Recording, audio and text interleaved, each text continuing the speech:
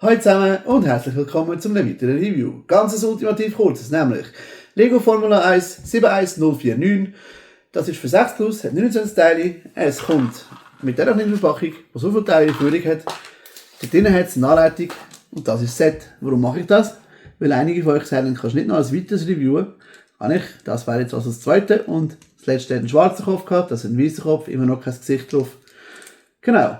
Ultimativ stabil. Für kleine Kinder gemacht, wie man das so sieht. Finde es immer noch nicht so toll, ja, weil Minifiguren sollten 5 Stutz mindestens sein und da jetzt nicht einmal eine Minifigur dabei. Naja, bei anderen Teilen, aber wie auch immer, das halte ich davon, ihr hättet es wissen, jetzt habt ihr es. Genau. So oder so würde ich mich über einen Daumen nach oben freuen, einen Kommentar. Schickt das an Kollegen, schaut bitte noch ein längeres Video auf unserem Kanal und wir sehen uns hoffentlich nächstes Mal wieder. Ciao zusammen!